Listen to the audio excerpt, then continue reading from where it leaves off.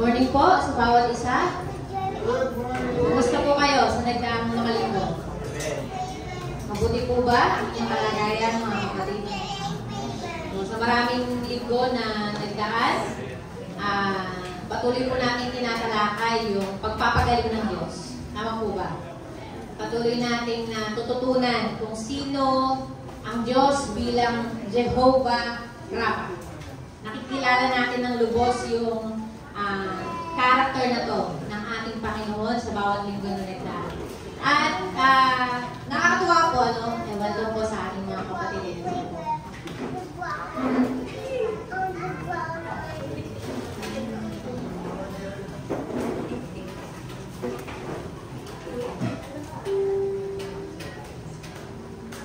Yan. So, nakakatawa po isipin na noong mga nakaraang mga linggo, kung kailan po natin tinatalakay yung kagalingan, saka marami nagkakasakit. Oo ba? Sino po sa inyo yung nagkasakit nitong mga nagdaang mga buwan? Ayan. Ako po yung nakaranas ng trangkaso nung last month, bago po magpasukan yung mga bata. Pero for the first time, na nagkatrangkaso ako, hindi po ako minom ng gamot. Yung ginagawa ko po before, pagka nagkakaroon ako ng sakit, yung first 24 hours po noon, hindi talaga ako uminom ng gamot. Kasi gusto ko yung katawan ko mismo, mag-create siya ng antibodies para dun sa sakit na dadating. Importante po yun, ano, na hindi muna natin isuppress yung lagnat. Kasi kapag nawala agad yung lagnat, hindi na magre-react yung antibodies natin. So, hindi na siya mag-create ng panlaban sa sakit na dadating. So, for the first 24 hours, hindi po ako uminom ng gamot. Pero, itong last time na nagkaroon po ako ng trangkaso, wala akong ininom na gamot kahit isa. Kundi yung natural lang na honey and ginger na pinag-mix namin sa bahay. Yun lang po yung ininom ko. So, for 3 days nakahiga ako, pero hindi ako nakaranas ng yung dating sakit na parang hirap na hirap. So, hindi yun dahil sa kakayanan ng honey ginger, pero dahil sa bawat linggo na nagdadaan, natututunan natin yung kapangyarihan ng Diyos na magpagaling sa atin. Amen? Na-uplift po ba yung faith natin from this level to another level? Mula nung natutunan natin na ang Diyos ay nagpapagaling. Amen po ba? So, ngayong umaga po, gusto ko muna, bago ako magsimula, na mag-share sa inyo, sapagkat alam ko na ang Diyos, maraming binabago, maraming pinagagaling, maraming nire-restore sa buhay natin. Gusto ko po na makarinig tayo ng isang patotoo ng kanyang pagpapagaling. Ano to? Na isi-share po sa atin ng ating kapatid, si Sir Cherry. Praise God. Pwede po bang palakpakan natin po ang Lord? Amen. Hallelujah. Gusto ko lang pong pagmayabang, ipagsigawan yung kabutihan ng Lord sa buhay naming pamilya. Kasi last month po, June 26, kami lang po ng mga anak ko sa bahay. Tapos naglalambing sila na gusto po nilang maglaro. I want to say sorry. Naglalambing po sila na maglaro po sa labas ng bahay. Tapos, kung merong sa akin na parang ayaw po silang payagan, but dahil nga po naglalambing sila, pinayagan ko po silang maglaro. Tapos, habang naglalaro, wala pa po kaming isang oras sa labas. Dahil po naging maulan po nung mga nakaraan po, yung pong sa may basketball court, meron po nung part na may basa. Tapos, hinaya ko po silang maglaro doon. Wala pa po silang 5 minuto sa loob ng basketball court. Pero, nagkaroon na po ng aksidente kay Joaquin, yung anak ko pong panganay na lalaki. 7 years old po siya at nadulas po siya at wala po siyang, nagkaroon po siya ng tawag dito, nawalan po siya ng malay. Habang nilalakad ko, tinatakbo ko po yung papasok sa court. Nawalan po siya ng malay. Ang narinig ko na lang po sa mga tao. Yung bata. Tapos sabi ko, ano pong nangyari? Kumbaga wala po bang malay? Tapos alam pong sumasagot sa kanila. Tapos, dahil nga po siguro sa naging experience ko sa akin noon, Sabi ko, wala pong gagalaw sa kanila, although marami pong gustong tumulong. Salamat po sa Lord dahil lahat ng nakapaligid po doon, gusto po kaming tulungan. Tapos sabi ko, please po, huwag niyo pong munang itaas, huwag niyo po munang buhatin. Pero, sabi ko lang po, tulungan niyo lang po ako, tumawag po tayo ng ambulansya, ng ospital, para po mabilis yung kasi sa 4 na minuto na po yun, parang sobrang tagal. Tapos, kahit sobrang dami, alam niyo po, talaga pong tatawagan lang po natin ang Diyos po natin. Dahil po, katulad po ng sinabi ni Pastor Aya, ito pong naging past na mga lessons natin dito sa church. Talaga pong nilift ng Lord yung faith natin. Dahil talagang kumbaga lahat tinalakay sa lahat ng faith natin sa healing. At doon po mismo, habang wala po siyang malay, dineclare ko po, sabi ko, Lord, instant healing in the mighty name of Jesus. Sabi ko, walang broken bones, walang kung anumang masamang mangyayari. After po nun, nagkamalay po si Waki at wala po akong alam na sabihin kundi, thank you Lord, thank you Lord. Thank you Lord dahil mabuti po ang Lord. At nagpapasalamat po ako dahil mahaba pa po ang nangyari pero sobrang buti po ng Lord dahil sa lahat ng nangyari na yon, sa kabila po ng aksidente na yon, hindi po niya kami hinayaan na mawalan. Lahat pinrovide po niya, yung ultimong doktor, yung financial, yung lahat ng tao na tumulong, mga nursing student po sila. Naniniwala po ko na ang Lord ang sumaamin nung panahon na yon. At salamat po dahil 1 month ago talaga pong pinagpe-pray ko na itong pangyayari na to na ginawa sa amin ng Lord. Ite-testify ko to dahil alam ko ang Diyos ay nagpapagaling, siya po ay dakilang manggagamot. Yan lang po. Salamat po sa Lord. Praise God, walang gagalaw. Hold up to. Para kayo sasabihin sa mga tao. Salamat po sa Panginoon na nagkakaroon tayo hindi lang ng mas malalim na faith sa kanyang kapangyarihan, kundi boldness na ihayag. Kahit na, sabi niya, nung kinukwento niya sa amin, kahit na ang daming tao sa paligid, hindi siya nag-hesitate na in Jesus' name.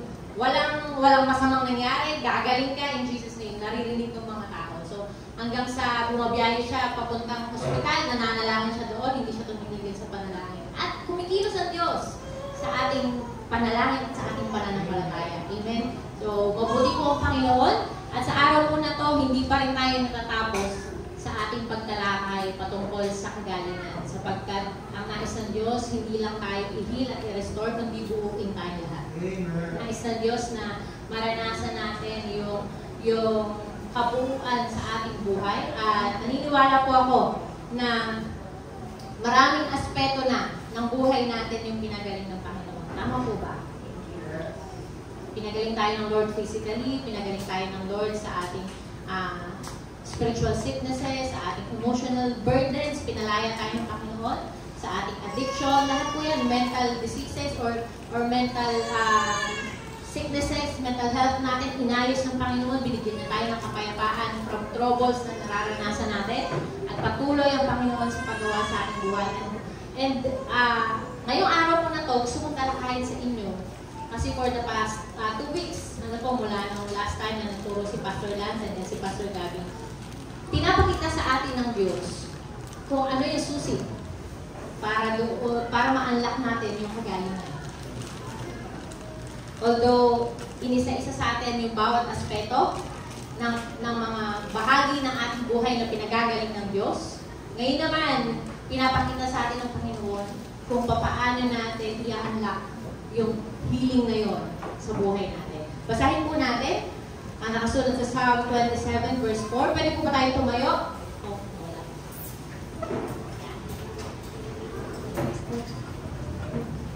Let us read Psalm 27 verse 4. One thing I have desired of the Lord, that will I seek, that I may dwell in the house of the Lord all the days of my life, to behold the beauty of the Lord and to inquire in His temple. Tayo po'y manalangin.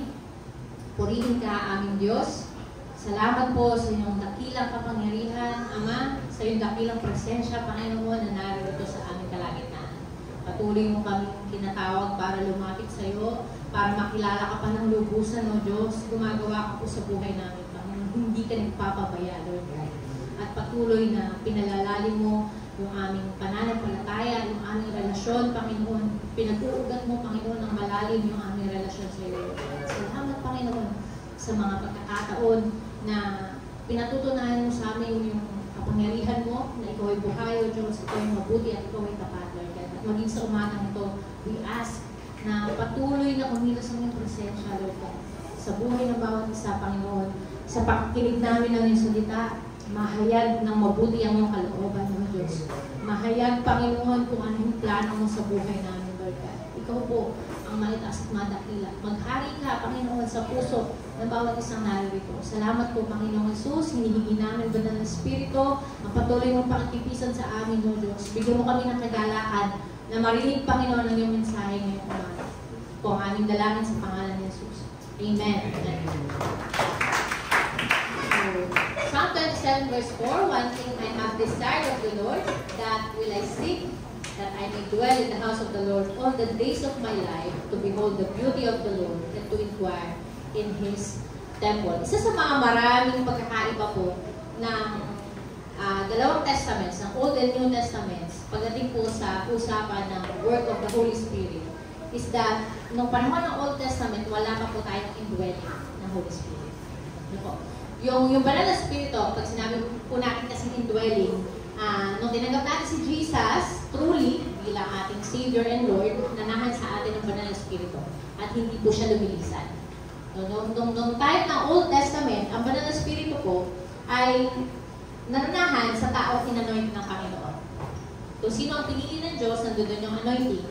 At kapag siya ay nagkasala, ay lumilisan naman yung anointing ng banal na Espiritu. Tingnan natin yung buhay ni King Saul. Ano po? Na nung time na yon, nung siya ay inanoint as king, nasa kanya yung Espiritu Santo. Sinasamahan siya ng kapangyarihan ng Diyos. Pero nung siya sumuway sa utos ng Panginoon, ano nangyari sa kanya?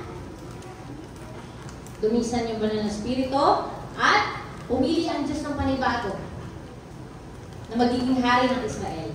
At sino po yun? Si King David. Nung pinili ng Diyos, si King David, nasa kanya yung anointing of the Holy Spirit. Okay? That is why, nung time na nagkasala po si David, nung siya po ay nag-commit ng adultery with Bathsheba, ano yung panalangin niya sa Psalm 51? Cast me not away from your presence, O Lord. Huwag kong ialis sa akin ang iyong Espiritu, Panginoon. Kasi nga, by the time ng Old Testament, yung anointing ng Lord, nananahan and lumilisan kapag ikaw ay nagkasala.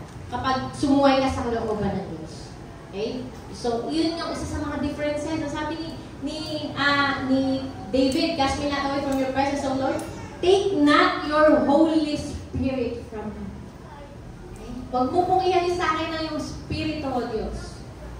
So, nung time na ito po'y sinulat ni David, ayon sa mga scholars, maaaring ito'y kapanahunan na siya'y tumatakbo papalayo kay King Saul or kay Absalom.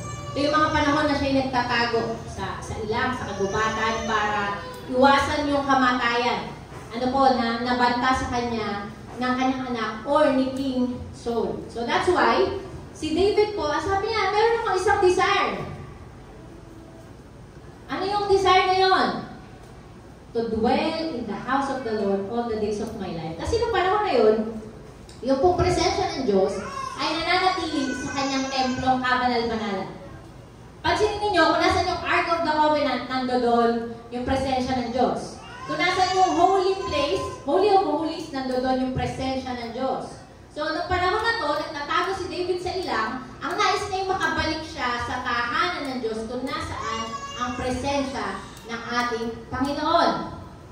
Okay, malinaw po tayo? So, David expresses a deep desire to be in the presence of God. Gusto niya na makalayo dun sa threat na yun ng kamatayan at makalapit muli sa tahanan ng Diyos kung nasaan ang kanyang presensya. At hindi ng panalangin ni David dito, ano po, na makita niya yung kagandahan ng Diyos. Pag sinabi natin desire, it is a longing or hope or a strong feeling of wanting to have something or wishing something to happen. Meron pa po ba tayong ganitong katinding feeling para sa presensya ng Diyos? Ganito po ba yung desire natin pagdating sa presensya ng Diyos na strong wanting, parang gusto ko. And then sabi ni David that I may dwell in the house of the Lord all the days of my life. Pag sinabi natin dwell, manahan, to live as a resident. Saan po kayo nakatira? Sa Abukay.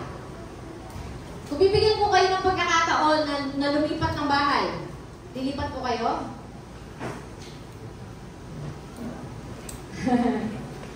Minsan kapag nagka-travel tayo, although na-enjoy natin yung travel natin, tama, nag-enjoy tayo for 1 week na bakasyon, pero palagi natin nararamdaman, iba pa rin pag nasa loob tayo ng bahay natin. Tama po ba? Iba pa rin ang kapahingahan kapag nasa loob tayo ng sarili nating kwarto at nakahiga tayo sa ating sariling kama. Pagka po ako'y nasa bahay namin, pagka po ako'y wala sa bahay namin, yung pagtulog ko po mababaw. Yung para bang konting may gumalaw, nararamdaman ko, naririnig ko siya. Tapos yung mata ko, alam kong gising dahil gumagalaw pa siya. Kahit na alanganin na yung oras. Pero pag nasa bahay po ako, dikit na dikit yung mata ko, umaga na.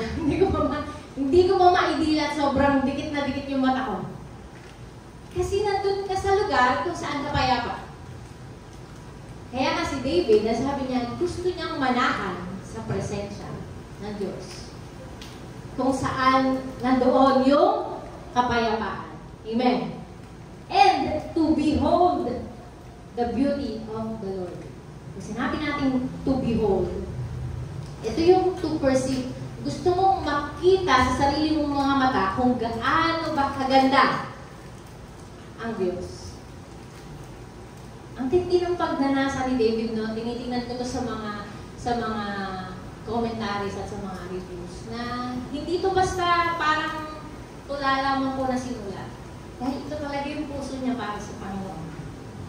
Pansinin niyo po yung aklat ng mga awit kung paano yung mga bahaging sinusulat ni David doon. Ganito talaga siya mag-desire pagdating sa presensya ng Panginoon. Lord, gusto ko makita yung kagandahan ng presensya mo. And to inquire in your presence. Pag sinabi natin to inquire, kapag nga po kayo pupunta sa isang office at nagpunta kayo sa window 1, ano pong ginagawa niyo doon? Ang unang ginagawa? Nag-inquire. Ano yung nag-inquire? Nagtatanong. Nagtatanong. Hindi mo kayo doon pupunta para mag-suggest. Pwede bang ito kayong gawin mo? Hindi. Nagtatanong tayo. Every time na pupunta tayo sa isang office, saan po ba yung bayaran? Saan po ba ito dapat dalhin? Ganun yung ginagawa natin, hindi ba?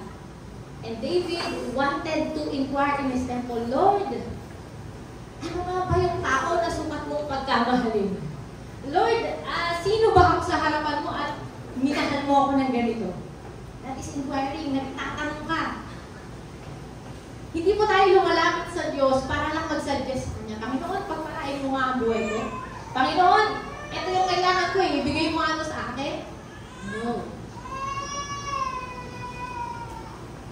David wanted to come to the Lord para mag-inquire sa Kanya, magtanong sa Kanya. Panginoon, bakit sobrang buti mo? Panginoon, bakit kahit nagkakasala ako, mahal mo pa rin ako?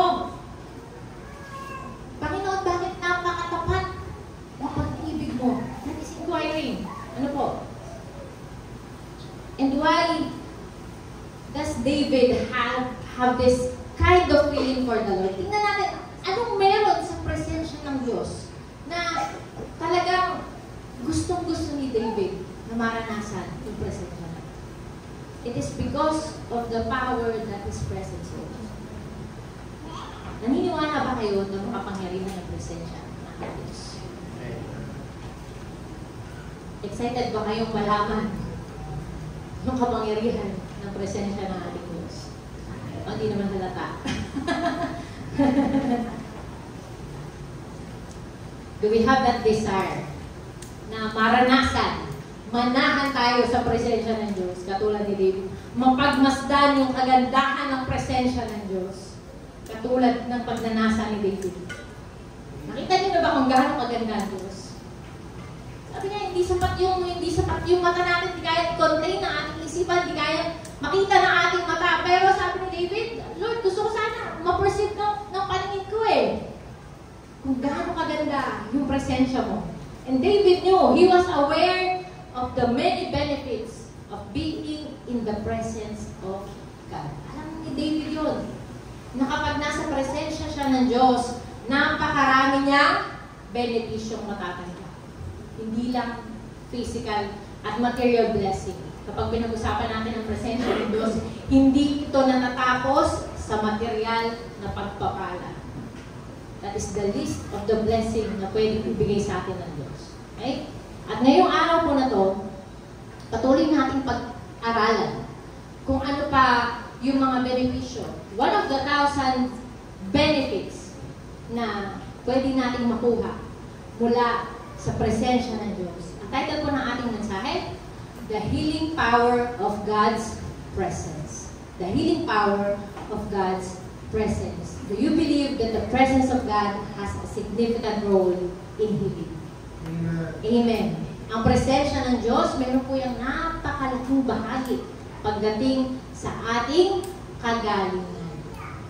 At meron tayong tatlong bagay na dapat maunawaan sa umaga po ito. 3 powerful things about the presence of God in terms of healing. Number 1, God is present in everything. Alam niyo po ba yun? That God is present in everything. Tumingin nga po kayo sa katabi niyo.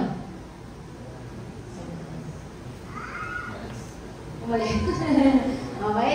Ang sabi po sa Colossians 1 verse 16, For by Him, ano daw po? All things were created in heaven and on earth, visible or invisible, whether thrones or dominions or rulers or authorities.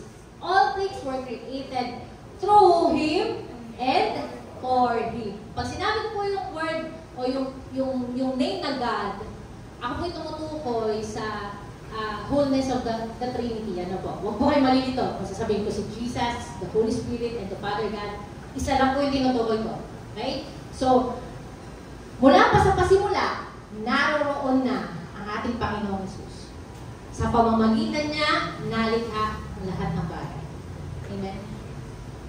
Ang lahat ng bagay ay nalikha sa pamamagitan niya at para sa Kanya. He was there since the beginning. And He is present in all things. Nariyan po ang Diyos. Sa ating kapaligiran, nariyan po ang Diyos. At mula pa nung nag-umpisa, nalikhain ng Diyos ang tao, napaka-tindi na ng desire ng Lord na mag-create ng fellowship sa tao. Kung titignan natin, ang Diyos ang unang nagawa ng move para magkaroon ng fellowship ang tao sa Kanya. Okay? And one of the ways ng Diyos para i-strengthen yung relationship natin sa Kanya is by revelation of His presence. At nireveal ng Lord yung Kanyang presence. Saan nga po? Sa lahat ng bagay na Kanya nalikha. Familiar po ba kayo sa kanta ni Aiza Sigera? Merong kanta si Aiza Sigera noong 2001. Hindi po pagdating ng panahon. Hindi po yun. Noong 2001, na kinakanta po namin sa choir. Kadalasan yun ay opening song. Ano po, hindi ko alam kung familiar kayo, nakikita niyo po ba na malinaw? Yan. Alam niyo po yung song na I See You, Lord? I'm so blessed, my Lord, I can see you. And all the lovely things so fine and true. I see you in the beauty of the flowers and the rain. See you between the lines of a sweet refrain. I'm so blessed, my Lord, I can see you.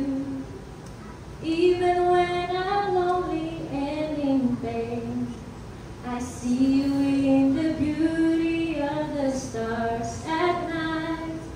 I see you in my life, I feel alright. Sabi sa chorus, I see you, Lord, in sorrow and in happiness. I see you in the glory of sweet success. I see you, Lord. No, nasa tono. Every hour, every day. I see you, Lord, whenever I pray. Imagine si Aya Sigera kumanta po ito at nag-compose. At alam niya na ang Diyos ay makikita sa lahat ng bagay. Alam niya na ang Diyos ay matatagpuan sa mga halaman, sa mga bundok, sa araw, sa bituin, sa buwan, sa mga puno, sa lahat ng nilikha, naroroon ang Diyos. Makikita natin ang Diyos sa lahat ng bagay. Amen? For the Lord, He is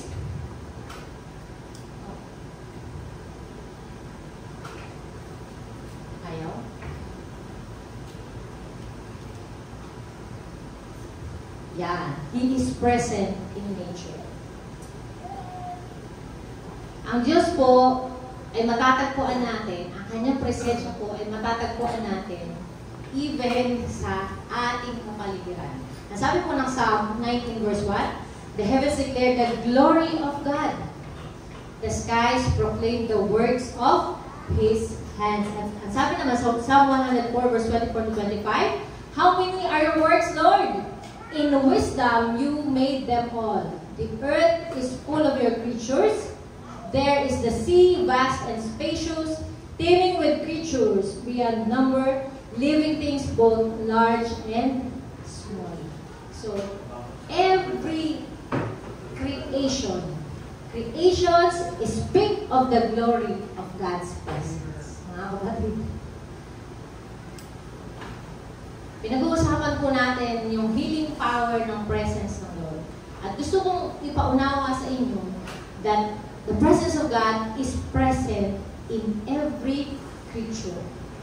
Yung nilikha niyang may buhay, naroroon ang presensya ng Diyos. Kaya nga po maraming naglabasan ngayon ng mga nature therapy programs. Ano po? Sobrang, binibigyan ng tao ng halaga na makapag-ugnay tayo sa nature ulit. Kasi alam nila na may healing dun eh. Na meron kaming isang nagre-rent ng bahay sa nung maliit na bahay sa Baga. Dahil yun po ay reseta sa kanya ng doktor. No? Na ano yung sakit niya? Stroke. Mild stroke. So, na mild stroke po siya, ang recommend sa kanya ng doktor niya na therapy is pumunta siya sa tabi ng dagat.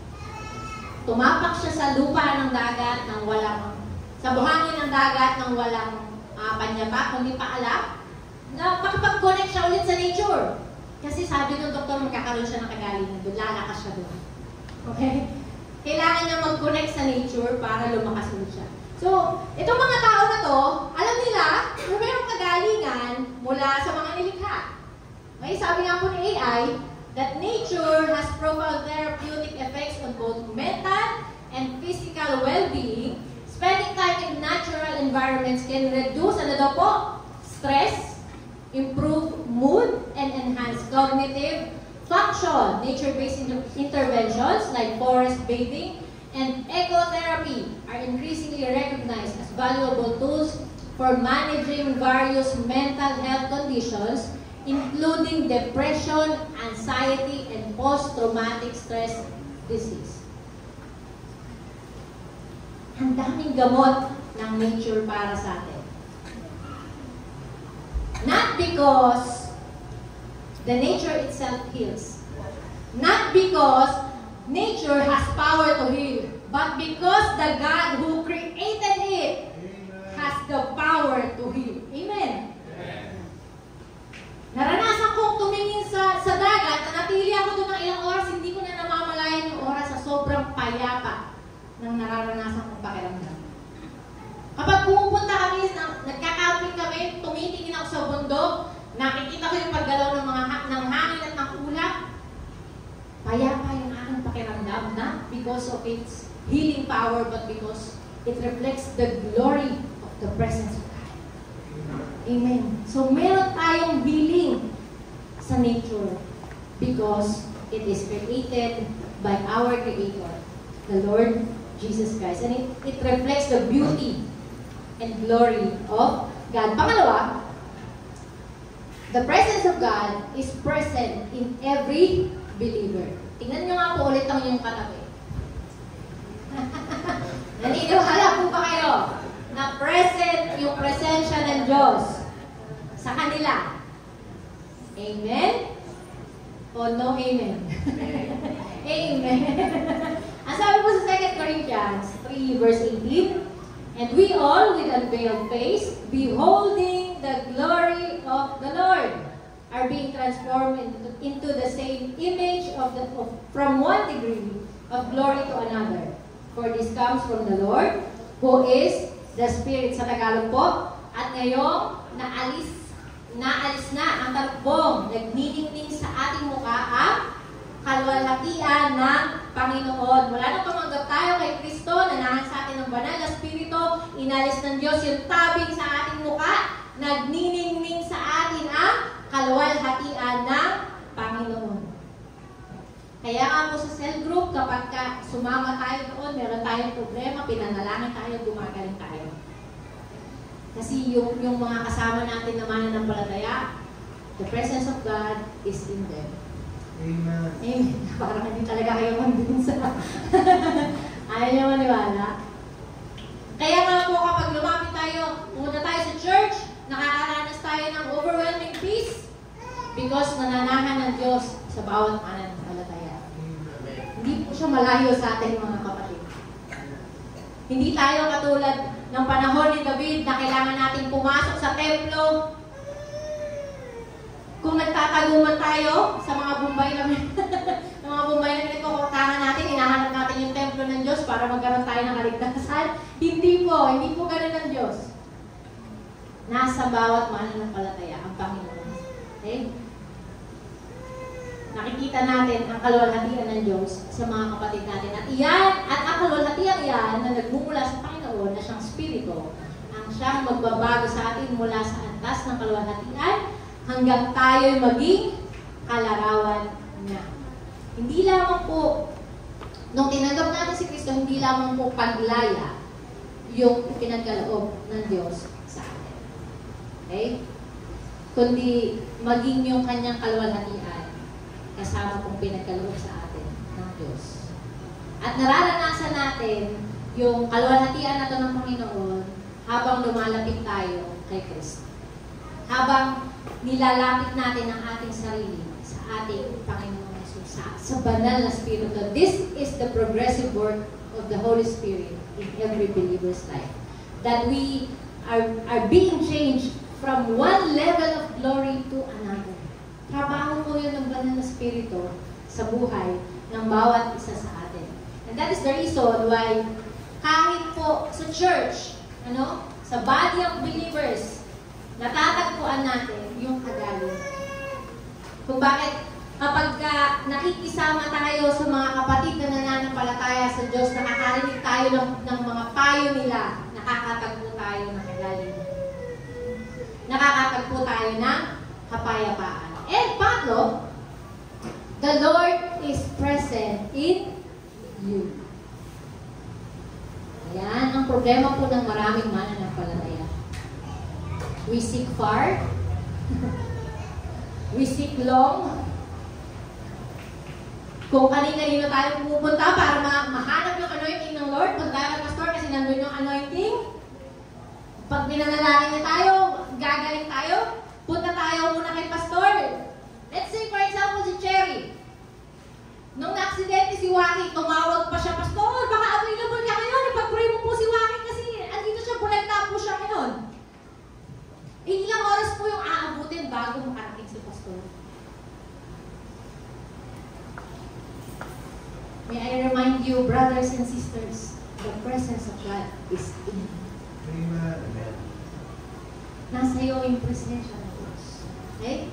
Ang sabi ng Psalm 139, verse 14, I praise you because I am fearfully and wonderfully made. Your works are wonderful. I know that full well. God has imprinted in you His image and likeness. Natanda ko hindi ko lang nailagay dyan, yung isang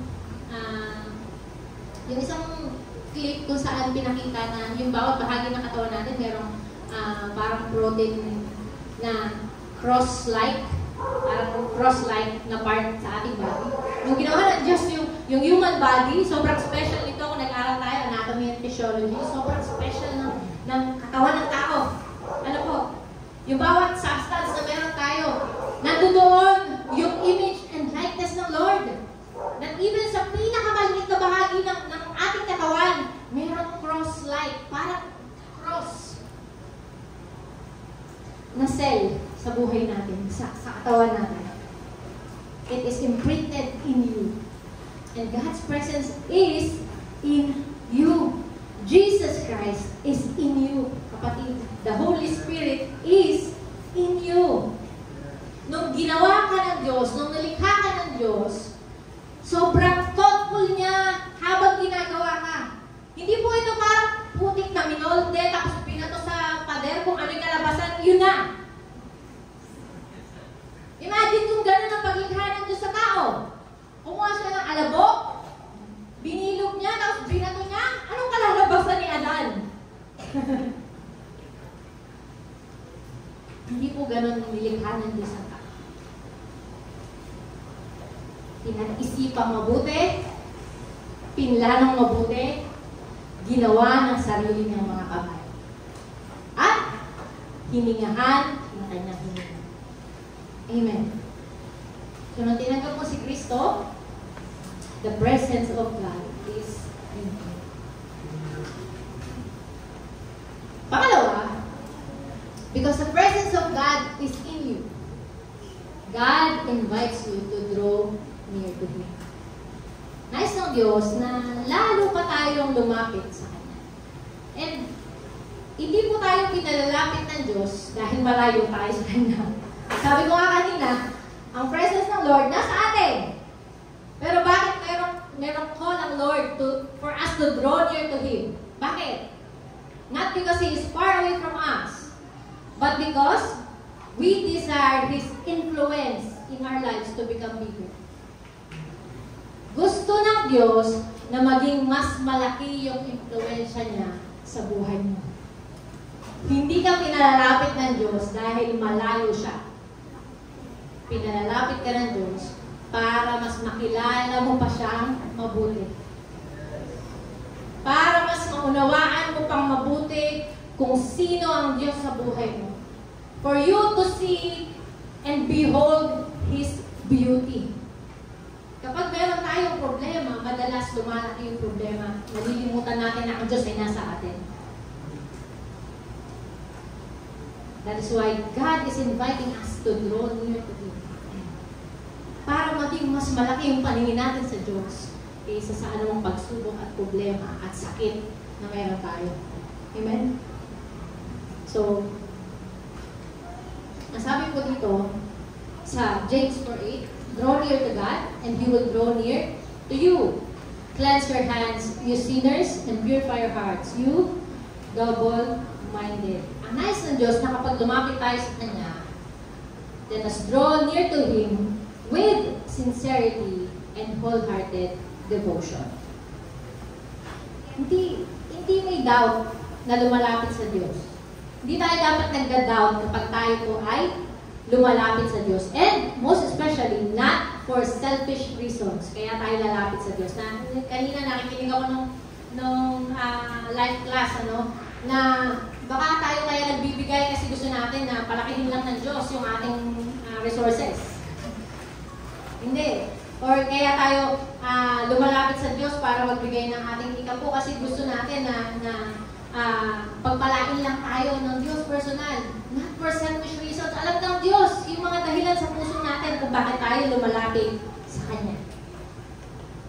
At nung in-invite tayo ng Lord na to draw near to Him, gusto ng Diyos na lumapit tayo sa Kanya sincerely and wholeheartedly.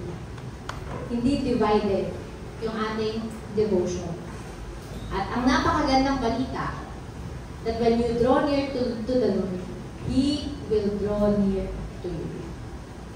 Hindi po yung pagkakait ng Diyos sa atin ang Kanyang sarili.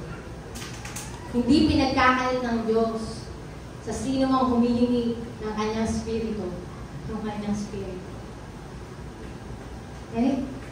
So, kasabi po dito, come to me. Matthew 11:28, all you who are weary and burdened, and I will give you rest. Nice ng Diyos na kung napapagod po tayo, mga kapatid, wala tayong malapitan kundi siya. Kung minsan may mga questions na sa buhay mo na hindi mo na kaya sagutin, you are heavily burdened, na meron ka nang hindi naunawaan sa nangyayari sa buhay mo, come to the Lord. And He will give you rest. Because healing and rest takes place in the presence of God. Healing and rest take place in the presence of God. Wala nang iba. Kung natutunan natin yung mga aspetong pinagagaling ng Diyos, yung mga bahagi na pinagagaling ng Diyos sa buhay natin, and this is how we unlock yung healing sa buhay natin. Sabi nga ni Pastor Lance, it is the ministry of the Holy Spirit to heal us. Sabi ni Pastor Gabby that healing is a journey, not our final destination. Paano natin i-unlock yung healing na yon? At the presence of God. Let us come to the Lord. And how do we draw closer to God? Number one, we draw near to Him through His Word. Wala nang iba at paulit-ulit natin sasabihin. Ano po, kahit na magsawa na kayo, lagi ko na lang naririnig yung Word of God na yan. Lagi ko na lang naririnig yung devotion na yan. Dahil wala pong ibang paraan para makalapit tayo sa Panginoon kung hindi ang Kanyang salita. Amen. Psalm 107 verse 20, He sent out His word and healed them. He rescued them from the grave. Proverbs 4:20-22, my son, pay attention to what I say. Turn your ear to my words. Do not let them out of your sight. Keep them within your heart. Ano daw po? Sabi sa 22? For they are life for those who find them and health to one's whole body. Grabe yung salita ng Diyos. It is health to our whole body. Hindi lang sa isang bahagi, kundi sa buong katawan, mula ulo hanggang paa. Kagalingan, kalakasan, ang salita ng Diyos. The Word of God is still alive, mga kapatid. Yung pangako niya na to, sa Old Testament, nagaganap pa rin hanggang ngayon. Hindi talaga kayo convinced. Again, the Word of God is still alive. Amen. And it will forever be. Kung ano yung pinangako niya noon, the same pa rin yung pangako niya ngayon.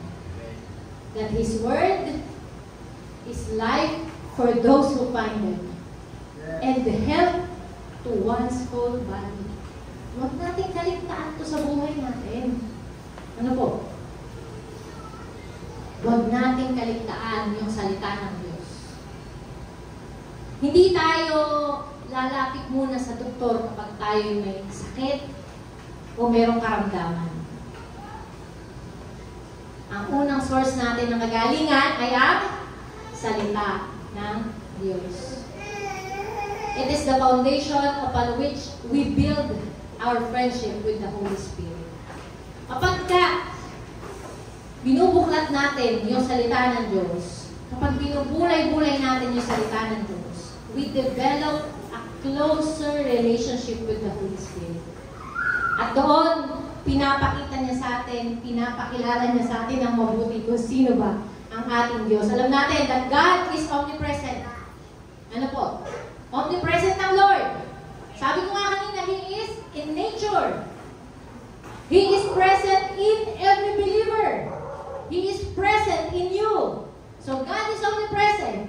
Siya'y nasa lahat ng dako. Tama po ba? We can speak to Him anytime and anywhere. Kahit saan ka naroon, pwede kang tumawag sa Diyos. And God can speak to you too. Kahit nasaan ka pa, pwedeng mangusap sa'yo ang Diyos. But, mga kapatid, the clearest way that the Holy Spirit will speak to you, the clearest way that the Holy Spirit will deliver His message of healing to you, wala nang iba kundi ang salita ng Diyos. Wala nang iba. Paano mo patutunayang nagsalita ang Diyos sa'yo habang ikaw ay nagdadrive kung wala kang basis ng salita ng Diyos? Kung hindi mo binubukla yung Word of God. Amen? Kung gusto nating marinig ang pangungusap ng Diyos at ang kagalingan, pangako ng Diyos para sa atin, we draw near to Him through His Word. Okay? Pangalawa, we draw near to Him through a life of worship and prayer. More than just singing songs, mga kapatid. More than just clapping. Mahigit pa sa pagsayaw. Worship is a lifetime commitment to pleasing God. It is a lifetime commitment. Hindi yan, a-attend ako ng worship service ngayong Sunday. So, nag-worship ako sa Lord. Pupunta ako ng youth service, so mag-worship ako doon sa Lord. Hindi. Worship is a lifetime commitment to pleasing God. Panghabang panahon niya na habang ikaw ay nabubuhay. Wala tayong ibang goal kundi i-please ang ating Panginoon. And prayer is seeking the involvement of the Holy Spirit sa buhay natin. Ini-invite mo ang Diyos sa buhay mo when you pray. Okay? It invites God's healing touch sa buhay natin. Sabi ng Romans 12 verse 1, I appeal to you therefore, brothers, by the mercies of God, to present your bodies as a living sacrifice, holy and acceptable to God, which is your spiritual worship. Ang worship po ay response natin sa kung anong ni-reveal ng Holy Spirit sa atin patungkol sa Diyos. Kaya nga, kung wala ang salita ng Diyos, walang revelation ng Diyos sa buhay natin. Magkakasama po ito, mga kapatid. Kung hindi natin binabasa, binubuklat yung ating Biblia, ngayon po panahon ng tag-ulan, inaamag po yan. Maniwala po kayo sa akin. Ang dami namin kahoy sa bahay, inaamag. Nagmamashroom pa nga. Kung hindi niyo po binubuklat ang inyong Bible, umuwi po kayo mamaya, baka may puti-puti na po yan. Worship is a response to what the Holy Spirit reveals about God through the Word. Kung walang na-reveal sa salita ng Diyos, wala kang paraan para purihin ng Diyos. Hello? Kung hindi mo nalaman sa salita ng Diyos na He is holy, hindi mo magagawang purihin ng banal na Diyos. Hindi mo magagawang mamuhay as holy. Kung hindi na-reveal sa salita ng Diyos na siya ay mabuti, hindi mo kakantahin tuwing linggo na siya ay mabuti. Hindi magre-reflect sa buhay mo yung kabutihan ng Diyos. Kung wala po ang salita ng Diyos, hindi po yan worship, mga kapatid. Kung wala ang salita ng Diyos, hindi worship ang ginagawa natin. Yan ay pagpalakpak, yan ay pagkanta, yan ay pagsayaw, yan ay pagtalon-talon. Wala nang iba. Kung wala ang salita ng Diyos. So we draw near to God through worship and prayer. So, kapag nasa atin ang salita ng Diyos, mga kapatid, we will be able to live a life that is pleasing, that is holy and acceptable. Yun yung magka-guide sa atin sa buhay na banal at sa buhay na banal at katanggap-tanggap sa harapan ng Panginoon. Amen? 1 Thessalonians 5:16-18, rejoice always, and ano daw po? Pray continually. Hindi po natapos sa pray, no? Saan? Continually.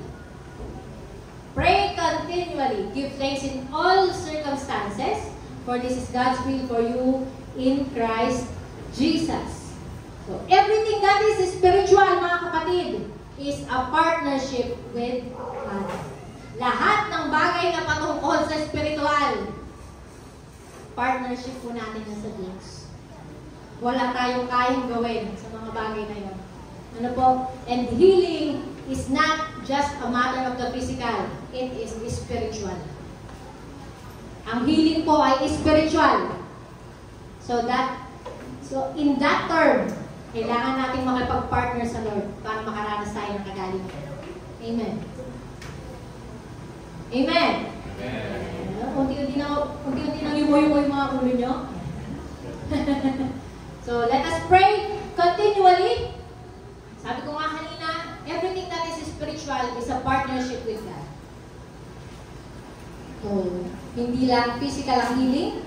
Let us create a habit of worship and prayer. Mga kapatid, mahalaga po ito na meron tayong habitual worship and prayer life. Ano po? And when we go a lifestyle na wala ang banal na spirito, kapag lumabas tayo ng bahay natin na hindi tayo nag-worship at nanalangin, alam nyo kung ano sinasabi natin sa banal na spirito? I can live a day without you. Kapag nagpatuloy tayo sa buhay na wala ang pagpupuri at ang pananalangin, sinasabi natin sa banal na spirito, kaya kong mabuhay sa sarili kong lakas, kaya kong mabuhay sa sarili kong kakayanan. Hindi ko kailangan ng pagsama.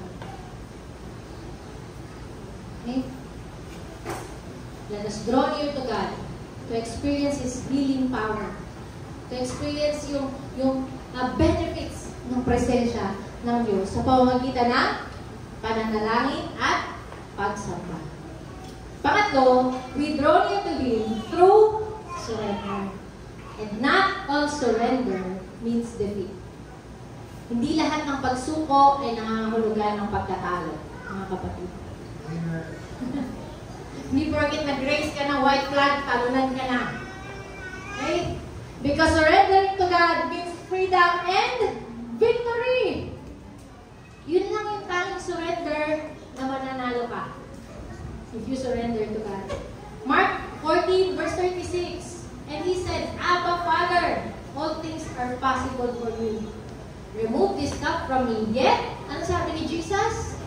Not what I will, but what you will. Imagine niyo po yung buhay ninyo ngayon kung si Jesus hindi sumurrender sa kalooban ng Ama noong time na to, sa Garden of Gethsemane. What would life be? Kung tumayo na si Jesus Christ, nung mahihirapan na siya, at umalis na siya, hindi na siya nanalangin, at sinabi niya, hindi ko na gagawin to, ayoko na pala. Ang hirap pala. Suko na ako. Tama na to. Anong buhay ang meron tayo kung hindi nagpatuloy si Kristo doon sa pagkapako sa krus? No? It would be defeat para sa ating lahat kung si Jesus hindi nag-surrender sa kalooban ng Diyos. Marami sa atin pagod na. Marami sa atin nahihirapan. Marami sa atin maraming tanong. Marami sa atin na hindi naiintindihan mabuti kung ano yung tunay na kalooban ng Diyos.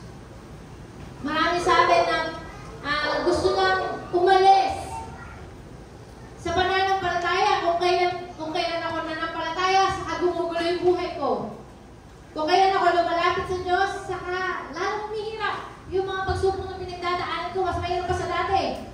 Buti pa noon, sagana namin. Nung lumapit ako sa Diyos, nawala yung trabaho ko, nawala yung negosyo ko, nawala yung ganito ko, nawala yung bahay ko. Lahat nauubos. Okay? Ang dami nating tanong sa ating sarili. But one thing is for sure, if we surrender to God, we will find rest for our souls. Amen. Ang sabi ni Jesus, take my yoke upon you and learn from me, for I am gentle and lowly in heart, and you will find rest for your souls. Ito lang yung valid surrender na pwede natin gawin. Surrender everything to the Lord. Amen? We draw near to God through surrendering everything to Him. Kung gusto nating ma-experience yung rest sa presence ng ating Panginoon, let us surrender to the will of our Lord. 1 Peter 5:17, cast all your cares upon the Lord, because He cares for you. Grabe yung Diyos sa atin, ano po? Abala po siya sa mga nangyayari sa ating buhay. Sabihin na, hindi po nawawagit sa Diyos yung pangyayari sa buhay mo, kapatid. He cares so much for you. Alam ng Diyos yan. Kahit yung pinakamaliit na bagay sa buhay mo, alam ng Diyos. He cares for you. And knowing more about God is different than being in His presence. Marami sa akin may knowledge patungkol sa Diyos. Marami ako naririnig ng mga tagapangaral na talaga kabisado nila yung Biblia. Kilala nila, alam nila yung historical background, alam nila yung kung ano pa man, kilala nila yung bawat pangalan sa Biblia, alam nila. But knowing is different from being in the presence of God. Iba yung experience na ikaw mismo nararanasan mo yung presensya ng Diyos. It is more than just having an information about God. Okay? So let us desire to sit quietly in the presence of God. Magkaroon tayo ng desire na katulad na kay David. Okay? To behold His beauty, to dwell in His presence, to inquire in His temple. Amen? Sabi nga po, it is in being quiet with God, in His presence, that we really get to know and experience Him, and that an environment for healing is created. Sa presensya ng Diyos, may tunay na kagalingan, mga kapatid. Na pag lumapit ka pa lang sa Kanya, napayapa na isip mo, hindi mo na naiintindi ngayon kung ano yung sakit mo. Pag lumapit ka sa Diyos, napayapa na yung isip mo, hindi mo na naiintindi ngayon kung ano yung mga problema mo sa pangangailangan mo. Because there is healing in the presence of God. Okay? Amen. Lastly, pangatlo, God Himself is the great physician. Wala nang iba. His name is Jehovah Rapha. Kaya ang pangalan niya yun. He is the Lord who heals. And yung pangalan na yan, it reveals that healing is part of His nature. Hindi lang po siya Diyos na mabuti. Hindi lang po siya Diyos na mapagmahal. Hindi lang po siya Diyos na banal. Hindi lang po siya Diyos na tapat. Siya po ay Diyos na nagpapagaling, mga kapatid. Amen?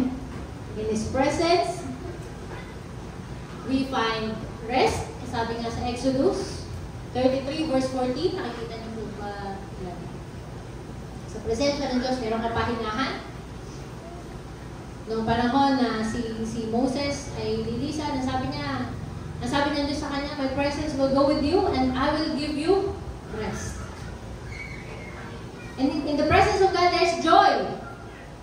Psalm 16 verse 11, you make known to me the path of life. In your presence, there is fullness of joy. Nasa presensya ng Diyos yung tunay na kagalakan. Wala nang iba. At your right hand are pleasures forevermore. And in the presence of God, there is safety. Psalm 31 verse 20. In the shelter of your presence, you hide them from all human intrigues. You keep them safe in your dwelling from accusing tongues.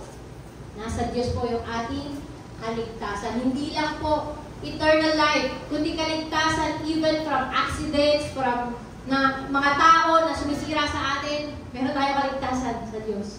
Mga tao na may bantang masama sa atin, nasa Diyos ang ating kaligtasan. And blessing, Psalm 89:15.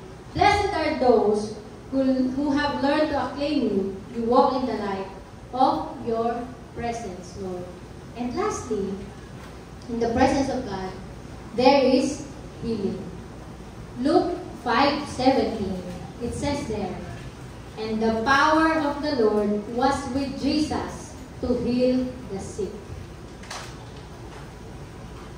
Nasa Panginoong Jesus ang kapangyarihan ng Diyos upang magpagaling ng karamdaman.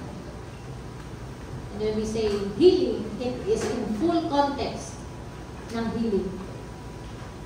Lahat ng aspeto ng dapat magaling. Ang kapangyarihang magpagaling ay nasa Panginoong Jesus na nananahan sa atin. Amen. So the key to unlocking those benefits is the presence of God. Kung gusto mo maranasan yung mga benepisyo na yan, lumapit tayong mabuti sa presensya ng Diyos. Mga kapatid. So, our God, He is life. He is the creator and giver of life. Pagod ka na, may sakit ka, kapos ka, nandiyan ang Diyos para sa iyo. Remember yung babaeng dinudugo ng mahabang panahon? That even yung laylayan lang ng garment ni Jesus, nagdulot ng kagalingan sa kanya. But more, kung yung presensya ng Diyos, you experience fully sa buhay mo. Amen? Being in His presence infuses divine life sa bawat isa sa atin. Gumagaling yung mga sirang tissues. Kapag lumapit tayo sa presensya ng Diyos, parang wala na yung masakit. Wala na yung dating may bukol na wala. Tama ba? Kapag nasa presensya tayo ng Diyos, nawawala yung sakit ng ulo natin. That is divine life from the Lord. He brings peace to the troubled minds. Grabe yung presensya ng Diyos, ano? He refreshes your spirit. Kapag nasa presensya ka ng Panginoon, parang laging bago. Araw-araw, sariwa. Okay? Araw-araw, bago yung kalakasan na nararanasan natin sa presensya ng Diyos. He cleanses impurities. At dahil ang Diyos ay malinis, siya ay banal, wala, sabi nga, there's no shadow in His presence. Wala kahit ng katuldok ng karumihan sa kanyang presensya. So He cleanses all impurities. Kapag tayo lumalapit sa kanyang presensya, He drives out infections. Kahapon, may sakit ka, pinanalangin ka, gumaling ka. Nawala yung infection. Miracle? Yes! And that miracle comes from the Lord. From the presence of God. And lastly, it gives rest to the weary soul. Nasa Diyos yung tunay na kapahingahan. Pansinin niyo po lahat ng sakit, mga kapatid. Hindi po lahat ng sakit nakakailangan ng gamot. Tama po ba? May mga simpleng lagnat na napagod lang, hindi kailangan ng gamot. Pero lahat ng sakit kailangan ng kapahingahan. Tama? Lahat ng sakit kailangan mong pahingahan. Lagnat, sipon, ubo, cancer, hika, kahit na anong sakit pa yan, kailangan mo ng rest. And if you want rest for your souls, come to Jesus. Come closer to the presence of God. Let us pray. Father, we thank you, Lord, for you are good, O God. You are truly good, Lord. Hallelujah. Salamat na aming Ama sa langit. You take care of us, Lord. Individually, Panginoon, pinahalagahan mo yung bawat isa. You care for every one of us. Salamat, O Diyos, na nararanasan namin ang iyong kagalingan. Sa presensya mo, Panginoon, mayroong tunay na kapahayagan, Lord, yan ng iyong kalooban. Naririnig namin, Panginoon, nakikita namin ang kagandahan mo, Panginoon. Salamat, O Diyos. Patuloy ka namin pinagpupurihan, Lord. We behold the beauty of your glory, Lord. Napakaganda ng presensya mo, Panginoon. Napakaganda mo yung liwanag, O Diyos. Kahanga-hanga, Panginoon, ang kagandahan mo, Lord. Kamangha-mangha, Panginoon, ang mga gawa mo, O Diyos. Hallelujah. Hallelujah. Sobrang kamangha-mangha, Panginoon, ng kapangyarihan mo. Thank you, Holy Spirit, that you have revealed to us, Lord, kung ano yung kalooban mo ngayong umaga para sa buhay ng bawat isa. Not just healing, Panginoon. Not just blessing. Not just freedom, not just victory. But for us to have fellowship with you, Lord God. For us to have closer relationship with you, Lord Jesus. Hallelujah. Ito yung una sa lahat, Panginoon.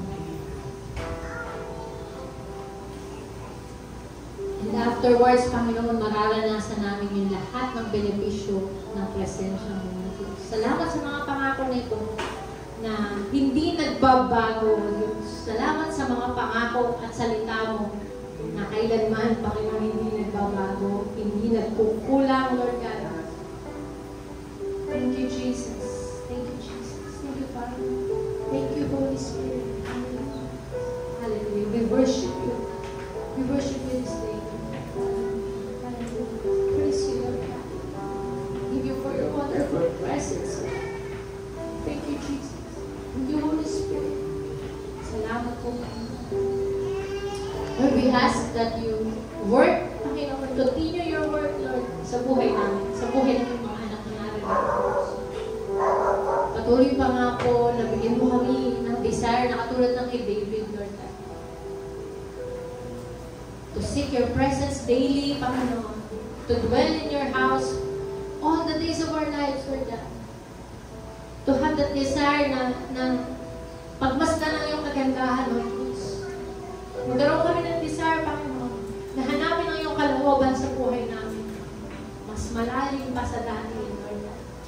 Bigyan mo kami ng pananampalataya, pagtitiwala na mas malalim pa sa dati, Lord God. Salamat sa kagandahan ng iyong mga salita na amin pong narinig at naranasan sa umaga ng Panginoon. Tunay kang tapat, tunay kang Diyos na nagpapagaling, tunay kang Diyos na nagpapalaya, tunay kang Diyos na nagbibigay ng kapayapaan sa lahat ng nagtitiwala sa iyo. Hallelujah. Pinupuri ka namin, dinadakila, Panginoon, at patuloy nga po na kumilos ka sa buhay ng mga anak mong narito. Kung sino man, Panginoon, yung nakakaranas ng kapaguran, ng problema o Diyos, ng trouble sa kanilang isipan, Lord God. Lord, kung meron dito na hindi nakakatulog ng maayos dahil sa pag-iisip, sa pag-aalala, Panginoon, we ask for your presence to heal them, Lord God. Kung meron dito nakakaranas, Panginoon, ng kakulangan, Lord God, merong sakit pero hindi gumagaling, Panginoon, dahil kulang sa pinansyal, Panginoon, we ask for your presence to fill them, Lord God. Bigyan mo sila ng pagpapala, O Diyos, na mag-meet, Panginoon, sa kanilang mga pangangailangan, Lord God. Kung meron nandito nanghihina, Panginoon, sa kanilang pananampalataya, O Diyos, we ask for your presence to meet them, Lord God. Ibalik mo, Panginoon, yung dati nilang pag-ibig sa iyo, O Diyos. Yung kalakasan, Panginoon, panumbalik mo po sa bawat isa. Salamat, O Diyos, sa araw po na ito. Muli, Panginoon, meron ka na namang pinagaling sa bawat isa sa amin. Muli, Panginoon, meron kang pinalakas, Panginoon. Muli, Panginoon, meron kang pinagpala sa araw na ito. Salamat dahil tapat ka sa iyong mga pangako. Purihin ka, sambahin ka sa pangalan ng Jesus. Amen.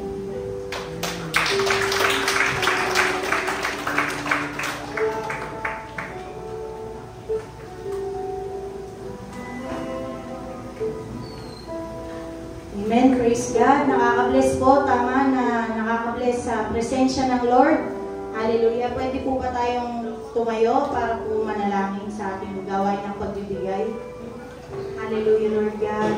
Hallelujah, Jesus. We praise you, Lord God. We honor you, Lord God. Hallelujah. Aming Ama, Panginoon, nagpapasalamat kami, Panginoon, sa isang buong linggo, Panginoon, na nagdaan, Lord God.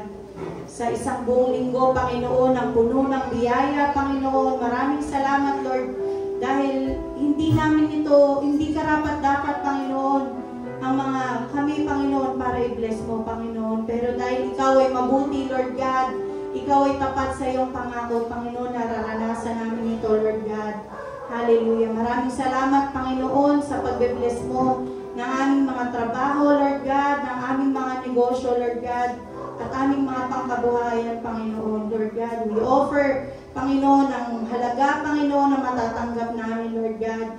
Maging maayos, Panginoon, ang paggamit, Panginoon, ito para sa paglago ng iyong iglesia, Lord. Hallelujah. Lord, we offer this, Panginoon. We humbly offer this, Panginoon, para sa iyong gawain, para sa iyong iglesia, Lord God. Ikaw ang maitaas, Panginoon. Ikaw ang madakila, Lord God. We praise you, Lord God, and we honor you in the mighty name of Jesus. Amen and amen.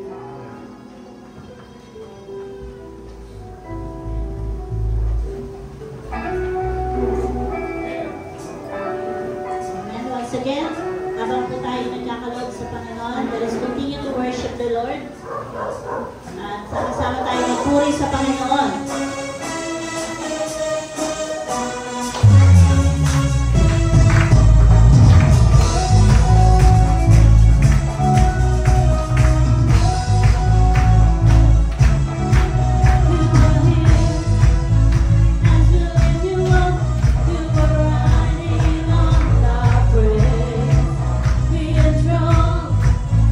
Over everything you are seated in the praise.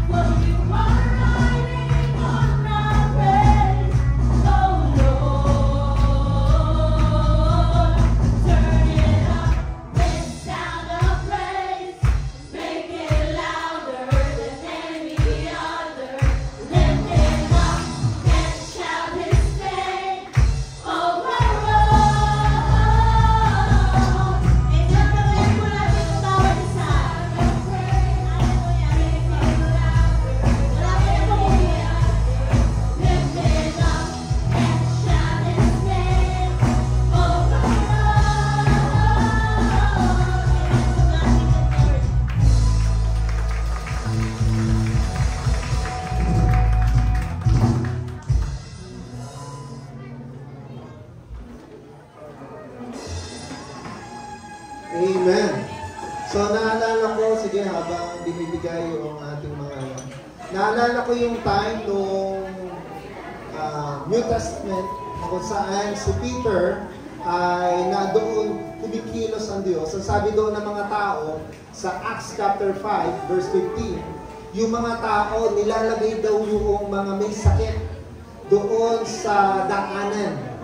Okay? Upang kahit yung shadow ni Peter, dahil gusto nga nila mapag-pray ni Peter, pero sabi nila, through faith. Okay? Hindi ito sinabi ni Peter, oy, ilagay niyo yung may mga sakit dyan sa tabi ng daan upang kapag nadaanan ko gagaling. Hindi po. Kundi yung mga tao, gusto nilang gumaling. At dahil hindi sila maabot ni Peter, sabi nila, nilagay yung may mga sakit sa daan. At sabi doon, yung mga daanan ng shadow lang po ito ni Peter gumagaling. Kanina sinabi ni Pastor, it's about the presence of God. And I do believe, kung ito si Peter lang, instrumento lang ng Lord, gumagaling, how much more if the presence of God will stay in our life. Amen. Na kapag nadoon yung presensya ng Diyos, tiyak mararanasan natin ang kagalingan.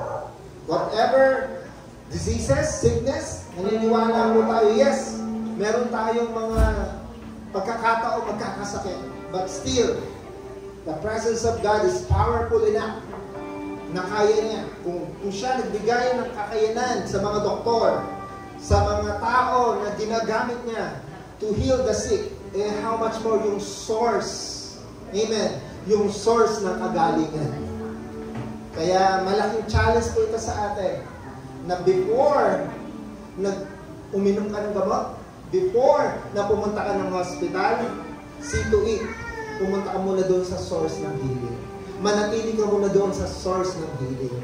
And I do believe the Lord will work in our lives. Amen. So, at the same time, ang sabi po ng 1 Corinthians chapter 11, ang sabi dito ay, tumayo po tayo lahat. Sapagkat ito ang turo na tinanggap ko mula sa Panginoon at binibigay ko naman sa inyo. Nung gabing siya ipagkanuno, ang Panginoon Jesus ay dumampot ng tinapay, nagpasalamat at pinagpira-pira sa iyo at sinabi, ito ang aking katawan na hinahandog sa inyo, gawin ninyo ito bilang pag-alaala sa atin.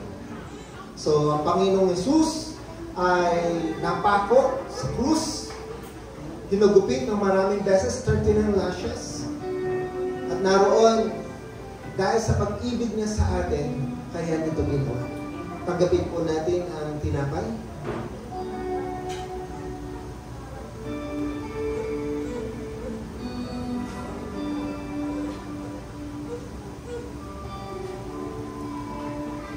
Ang sabi po ng verse 25, matapos maghapunan, dumampot din naman siya ng kopa at sinabi, ang kopang ito ang bagong tipan na pinagtitibay ng aking dugo. Tuwing iinumin ninyo ito, gawin ninyo ito bilang pag-alaala sa akin. Sapagkat sa tuwing kayo'y kakain ng tinapay nito at iinom ng kopang ito, ipinapayag ninyo ang kamatayan ng Panginoon hanggang sa muli niyang pagpalito. Tanggapin po natin ang kopa. Ngayon po ay manalangin sa Panginoon. Taas po natin ang ating mga kamay.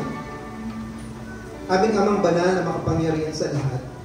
Sa oras po na ito, sama-sama po namin inaalala ang iyong dakilang pag-ibig sa amin. Na dahil sa iyong masaganang habag at pag-ibig na busilak sa aming Panginoon, dinayaan mo na ang iyong anak ay isugo na katawang tao at nanatili sa mundong ito upang ialay ang kanyang buhay para sa aming mga kasalanan. At ngayon naman po, Panginoon, aming inaalala ang kanyang pag-ibig, ang kanyang kabutihan sa aming mga buhay. Marami pong salamat sa paglilinis ng aming mga kasalanan. Na without the shedding of the blood, there's no forgiveness of sin. Lord, marami pong salamat na sa mga oras na ito, aming inaalala ang kanyang pag-ibig, kadakilaan, Panginoon, sa aming mga buhay.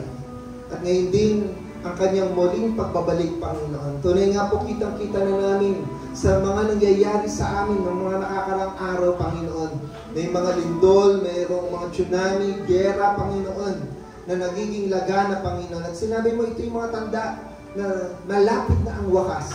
Maraming pong salamat dahil hindi mo hahayaang walang idea yung mga anak mo, Panginoon. Hindi mo hahayaang mataranta, Panginoon, ang iyong mga anak. Nagbigay ka ng mga tanda, Panginoon, upang kami hindi matakot kundi ma-excite sa iyong muling pagbabalik. Ayon sa iyong pangako, Panginoon, gawin po namin ang mga bagay nito bilang pag-aalaala hanggang sa iyong muling pagbabalik. Kaya marami pong salamat sa kabutihan mo, sa pag-ibig mo, sa kapatawaran ng kasalanan, sa kaligtasan na pinagkakaloob mo sa amin. At sa isang araw, makikita ka namin ang mukhaan. Kaya marami pong salamat sa iyong dakilang pag-ibig sa amin na aming tinatanggap at inaalala araw-araw, Panginoon. Kaya kung paano mangyayari ang iyong buhay, Panginoon, ganun din, kaya mo ipagkaloob ang kalakasan, kagalingan, pagpapala sa bawat isa sa amin. Kaya Lord, tataglayin po namin ang iyong patuloy na pag-iingat, ang iyong patuloy na kalinga, Panginoon, sa bawat isa, Panginoon. Kaya kayo ang aming pinupuri. Sa iyo lamang ang mataas na papuri, parangal at pagsamba sa oras nito, sa pangalan ng Ama, ng Anak, ng Espiritu Santo. Ang lahat ay magsabi ng Amen. Sa Diyos po papuri, maraming po salamat. At welcome po ang ating mga bisita na naririto ngayon. Pagpalain po tayo ng Panginoon. Kung maaari po, hingan po namin kayo ng mga 5 hanggang 10 minuto para makausap man lang po kung maaari po. So, sige po. Sa mga kapatiran, maraming po salamat. Nawa ay patuloy natin ipahayag yung kabutihan ng Diyos, ipamalas, ipadama ang pag-ibig ng Diyos sa bawat isa. To God be the glory, and hopefully, sa mga kabataan, hopefully to see you later. Alas 3 po, meron tayong youth service. Kaya kung pwede, ay makasama po namin kayo. Welcome po kayo. Mamaya 3 o'clock. Okay? And then doon sa pag-usapan natin about the encounter.